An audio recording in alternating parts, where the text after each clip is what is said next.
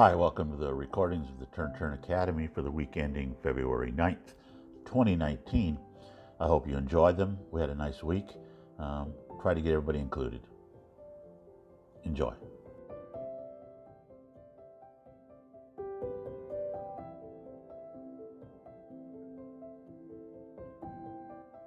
At the beginning of today's session, this golfer had a very rounded back.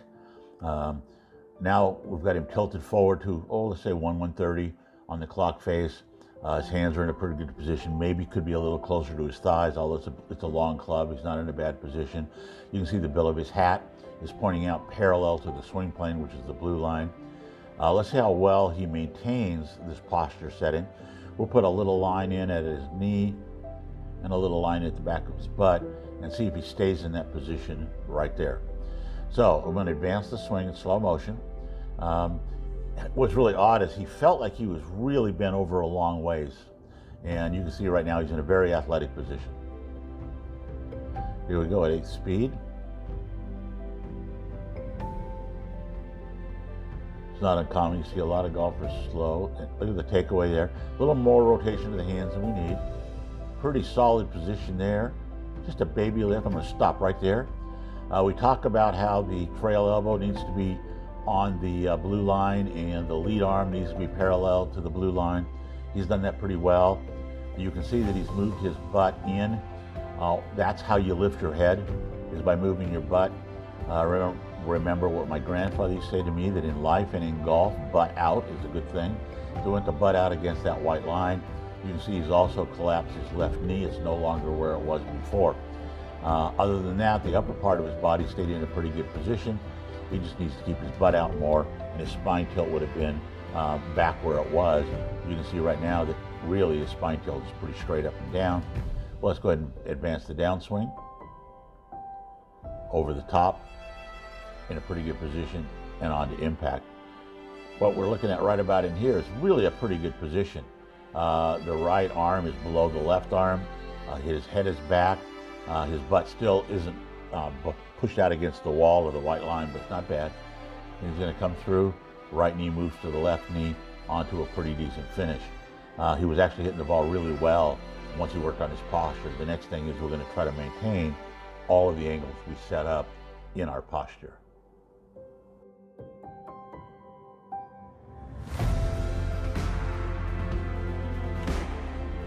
Okay, we'll put a timer on this golfer. We're just going to watch the ratio of the backswing to the downswing. The ideal ratio is 3 to 1.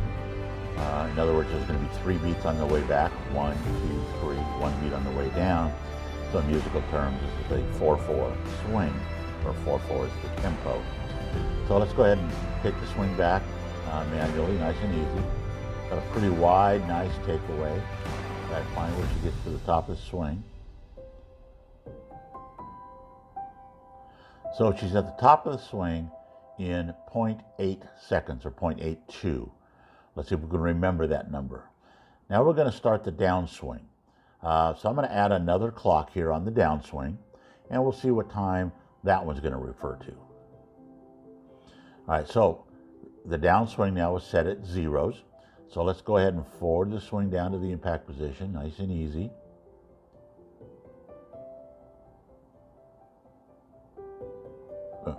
That's just a little bit after impact. Maybe I back it up just a skosh if I can. The other back up, David. Okay, so at about 3-6. So are we on the same 3 beats on the way back, 4 beats on the way down? I think she's on the tempo, but it's very, very fast. Her whole swing has taken 1.1 seconds, which is faster than some tour pros are swinging who are generating 120 miles an hour of speed. So what we do is sometimes being fast or quick isn't the same as generating good clubhead speed. So why is she losing clubhead speed? Well, let's back it up a little bit. As she's coming into the ball, right, she's got great angle right there. Then she stiffens up a little bit. Now she's lost all of her club head angle. Your typical tour pro is still going to have the shaft at about that line here, or maybe even more, at least 90 degrees to the forearm. So when he moves or she moves her club head from this huge arc that we have here to the ball, the hands only have to move about 10 inches. So let's watch this advance. You see that her hands are not going to be in front of the ball at impact. Here we go. Forward we go. They're behind the ball at impact. She's raised up and out of the swing. So even though she's moving very quickly, she's not generating any club head speed because she's not able to use what we call conservation of angular momentum, or cracking the whip. Remember, the first machine designed by man to break the sound barrier was the bullwhip. The whip will go really fast because the handle is moving efficiently, and we're not trying to throw the end of the whip, we're trying to move the handle. She needs to get into that position there. The other thing she does is she has a tendency to top it because she's falling backwards a little bit and pulling away. Got to keep her butt out, and so she can stay in balance a little better. Now she's falling off balance right away there. She should be able to nail the finish, like they say in gymnastics. In order for her to do that, she has to have transferred her weight forward by getting the right knee to the left knee. So even though she's got plenty of speed in her swing, she's not generating any club head speed, which is pretty frustrating for her, but it's because she's not using the tool correctly, not allowing the head to whip.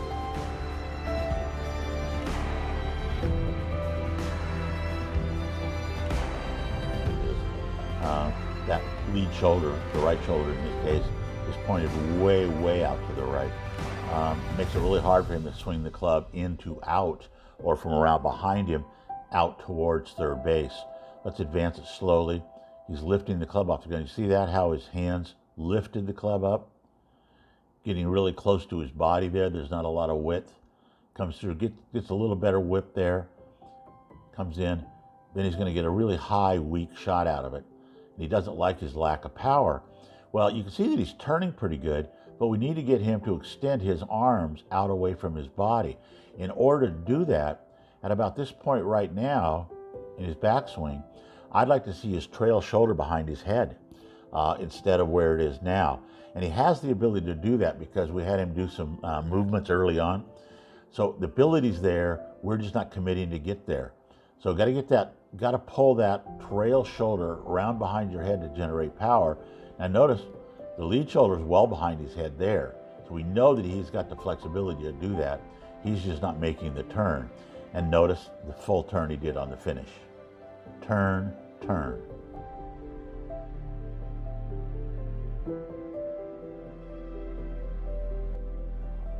One of the newest training aids is called the Tour Angle 144.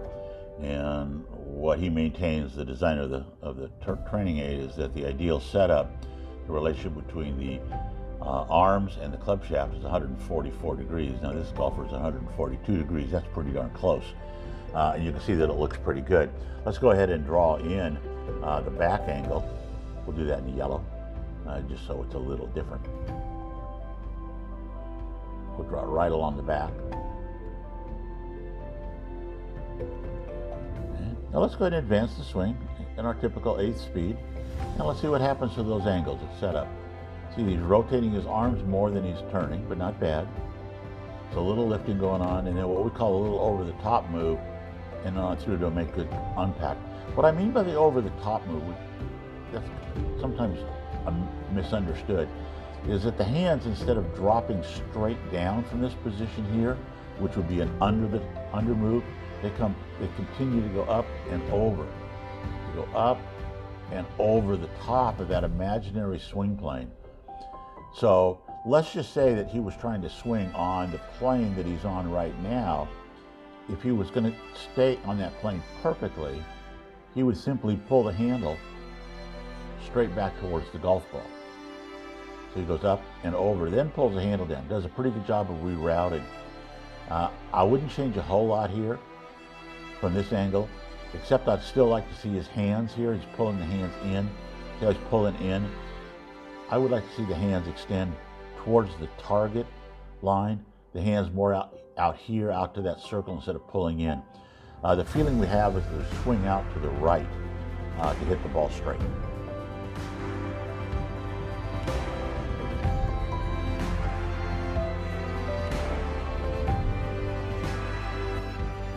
You hear a lot and read a lot if you watch a lot of golf on TV or read a lot of golf magazines or golf instruction books about the one-piece takeaway.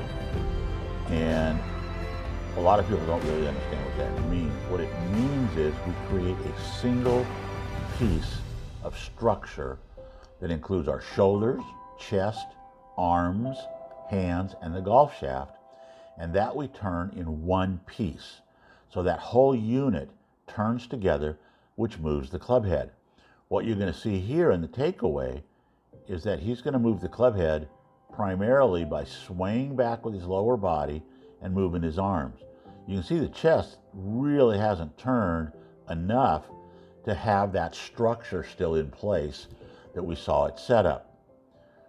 Then he's going to come all the way back. Now he's finally starting to turn a little bit. He's getting some good turn.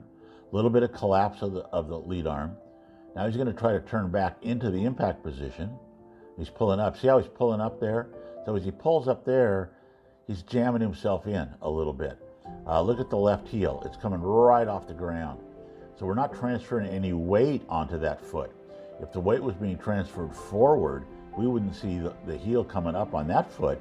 We'd probably see the heel coming up on the other foot. Now he's going to spin right around. Both feet are spinning around. That's not a good transfer of weight. We don't swing out of our shoes like the young guns on the tour do. We're not Bubba Watson. We got to stay a little more flat-footed and use the torque on our lower body to drive the club forward. That's about the only thing I'm going to ask that he work on, is getting a little bit more forward momentum, so he's rotating the lower body into the swing instead of staying gapped like that and then moving into the swing. Good finish though.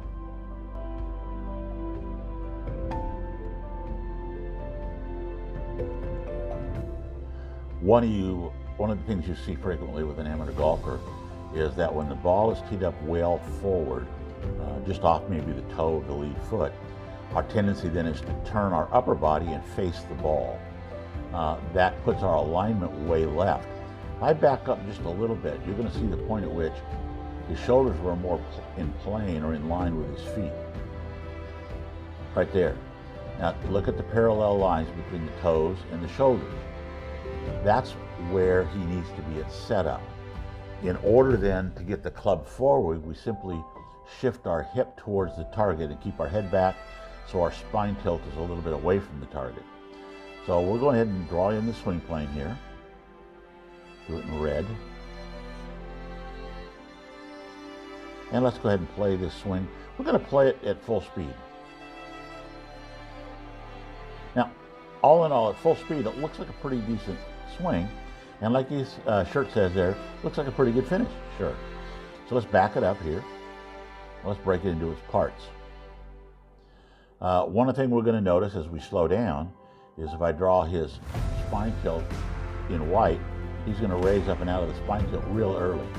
So now the bottom of his swing is considerably higher off the ground than it was before, and he's pulled completely away from his golf ball, which is the object he's trying to hit here. Now his swing plane is no longer on plane. If he had stayed bent forward, his right elbow or rear elbow would be on the red line, and his arms would be up in here. His hands would be up on this line here, and his arm would be parallel to the blue line, and his shoulders would be parallel to the blue line. We'll get that out of the way so you can see the downswing. Now he's going to dive over it. Does come back to where his swing was. Now you can see what he's doing here. He's turning through the shot, makes pretty good impact, but the ball is going to curve off to the right. The curve is caused by the path of the club. The path of the club is caused by the alignment of the shoulders. So what we're going to get him to do is obviously stay down, stay in this position here throughout the entire swing. And we do that by keeping our butt out and behind us and try to have a feeling that our hips and pelvis is pointed more downward towards the golf ball. Good finish.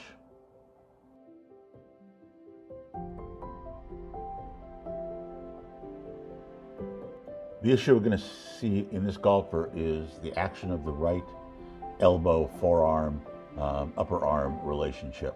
What we'd like you to feel like is that if you're you bent your elbow at your side, and your forearm and your upper arm were at 90-degree angles. You can just go up and down with your forearm and wouldn't have to move your elbow at all. So what he's going to do here is he's going to move his elbow up rather than his hand up. As he comes back, he's pulling in. That actually creates a lack of width and a jammed up kind of a feeling. Even though the club's technically on plane, it's not wide enough or close enough to the camera. And then he's going to force a little over the top move and make good contact. Good athleticism there, but what we're going to try to do is get him, and I'm really not trying to explain this exactly, but the feeling that the elbow stays down through the swing, that the relationship as he comes into this position here is that he's going to try to move more into a waiter position. So instead of the elbow getting out behind his back, you can see where it is now, we're going to want the elbow to stay at his side, and then he can get the club up in the air. More like what he's doing here on the way down. He was doing that on the way back. He'd be in a lot better position power-wise. With a driver, I'd like to see the lead shoulder tilted back even more than this one is, so that the lead shoulder is on a straight line from outside the foot through the hip up to the white line at the top. So his head's a little bit more behind the ball, but he's not in a bad position right there. The grip looks good. Notice there's no pressure on the right-hand thumb. It's very relaxed. He's in a pretty good position right there. What we're going to try to look for here is a smooth, easy swing, which is really consistent. I mean, that's just, when he has that going, he really puts a good swing on the ball. So let's go to, let's play this a little faster than you. We're going to play this at a quarter speed, so you can still see the good moment here. Good position, no rush, right on through to a finish. About the only thing I'd like him to work on this, and I want him to own the tempo probably before he works anything else, is I'd like to see a little more extension here, which means the hips have to open more than the shoulders at this point. So at this point now, I'd like to see a little more action of the legs moving that way a little bit better, and maybe maintain the flex in the left knee a little longer. So the elbow is down on the lead arm rather than pointing skyward. In other words, we want to see the trail elbow to be in the position this trail elbow is in here, which is pointing to the ground, and we just want to reverse that here so he's not so jammed up. It'll increase his power and also make it a little less effort required to generate the distance that he's trying to get. I'd like to make a couple of changes in this golfer setup.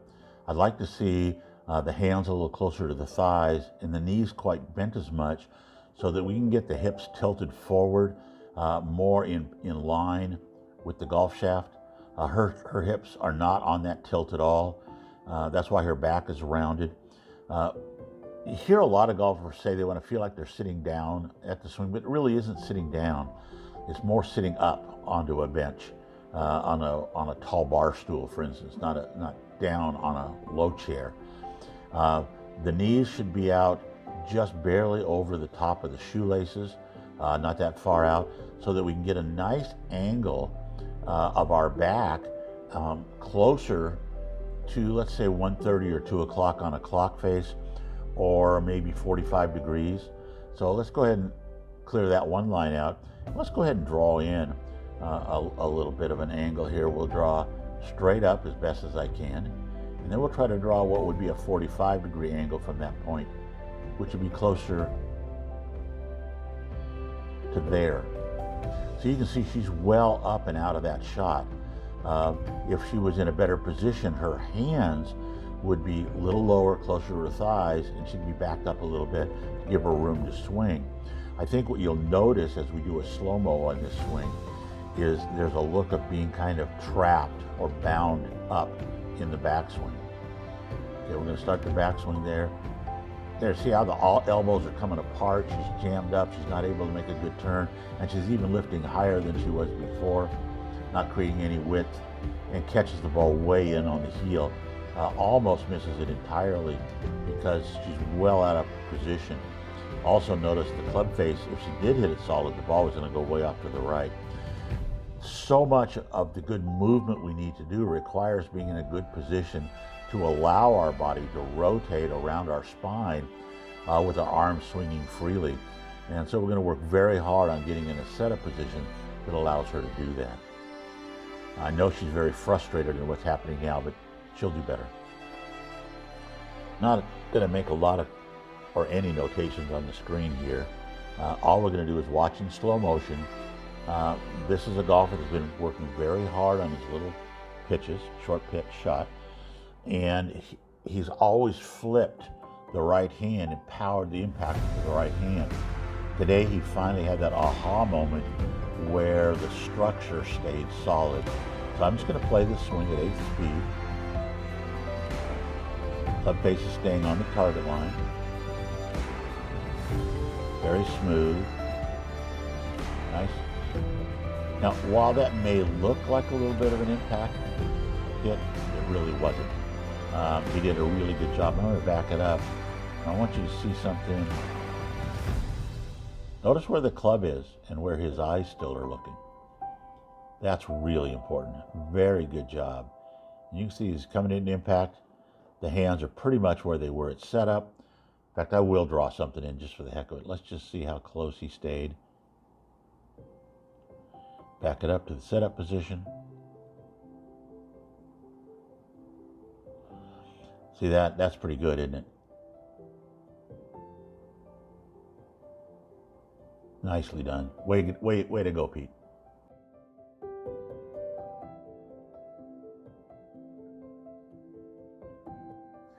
This golfer is standing way too vertical to have a swing that's going to be efficient and effective.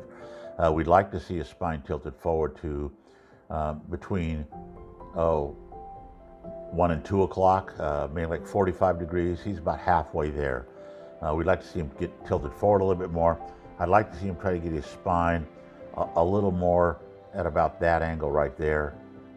We'll see how well he does that. So we add the 24 and the 22, we get about 48 degrees. That's close. I'm going to clear that. I'm going to undo that. Now we're going to watch the swing. What we have in our typical golf swing is a plane that's described by the shaft angle at setup. That's what we want to swing back on as close as we can. Then the club is going to go up, and then it's going to come back down on or below that blue line on the way back. So let's watch what happens. He's swinging a little under that line on the way back. Gets himself into a pretty good position here. Now, what I did at setup was I said I'd like to see him at 45 degrees. Well, look where he is now. He's definitely back on that 45 degree line, isn't he? Now he's really got himself set nicely on the 45 degrees. Okay, 47 degrees. If he'd have started there, he would have had a lot less movement to have to go on. But got into that nice position. Gonna watch him pull up and out of the shot again at impact. Now he's coming back in, he's getting up out of it again. Slams the club into the ground, has a lot of power. So what we're gonna try to get him to do is start at that position right there. Begin there, get in that nice comfortable position, have your hands hanging down under your chin, and you'll play a lot better.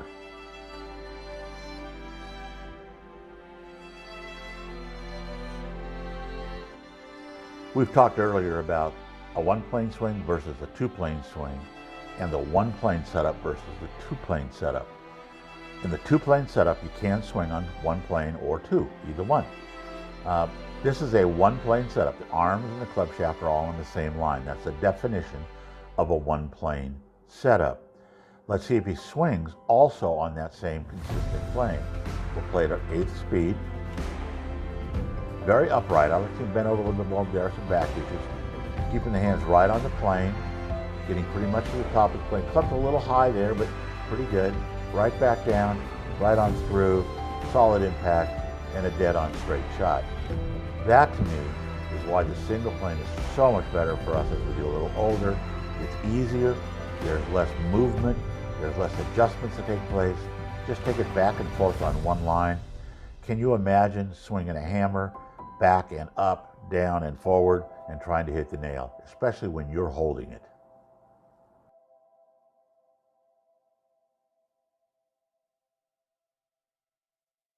Drew, we drew the swing plane in all the way up past his shoulders. What we want to see is he able to rotate on that plane with the golf club and keep everything parallel to that plane, from the top of the swing to the bottom of the swing and around to the finish.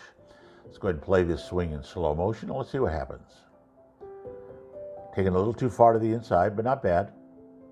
Hits the plane there. Now you see how the club shaft is very vertical. This is what we call the classic two-plane swing, where the club goes back on one plane and then up. Now it's got to come back down on the plane it's set up now, and I'm going to draw that in red. So you can see that's the shaft plane that he's setting now. Now there is a school of thought out there, Ledbetter's A-swing, that's a good position there. I disagree. I just think it's inefficient. I think you're much better off keeping the club shaft on the blue line. Now he's got to come back, and he's coming up and out of it and hits the top of the ball and doesn't get the launch that he wanted. Let's go back to where you see the impact, why he's hitting the top of the ball, or how I was able to predict that. I'm going to clear everything out of the way. You see how he's pulled his hands up? They're much higher than they were at setup, so that he comes into the ball. He's way above the ball. He drives the ball into the ground, it bounces, and that's what puts the ball in the air. He doesn't really get good contact. So we're going to get him to stay on a one-plane swing. It's less athletic. I mean, Jim Furyk, Freddie Couples, a lot of guys were very successful with that two-plane swing. But I think when we begin the game a little older, it's just easier to swing it back and forth on the same line.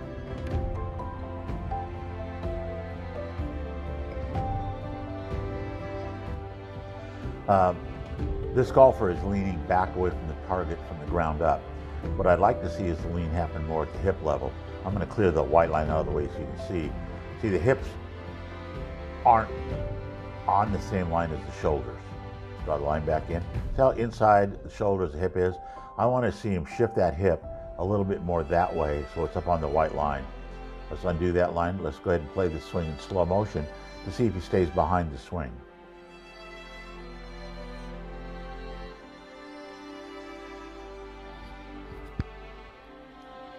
Little lifting on the takeaway, not bad.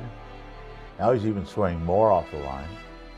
Way, way, way back. See how far back his head has gone? Good angle right there. Then he's going to try to come back to the impact position, but slides on past it and hits the ground hard with his fairway wood there. Back up to the impact position. Hitting the ground hard. The fairway wood is more of a sweeping club, especially the modern fairway wood. When we hit the ground hard like that, we tend to scrub up a lot of ball speed. I'd really like to see him work a little bit more on a setup that gets him a little bit more stacked, a little bit over the feet, and then bend the spine angle away from the target. The other thing we're going to notice here is kind of an abrupt finish. A lot of people blame that on hitting the ground, but I think you've hit the ground because you do not commit to the finish. He's stopping right there. We got to get him to go all the way around to the finish. Well, I hope you enjoyed these videos. If I left anybody out, I'm very sorry. Come back again and I'll shoot you again. I'll see you next week.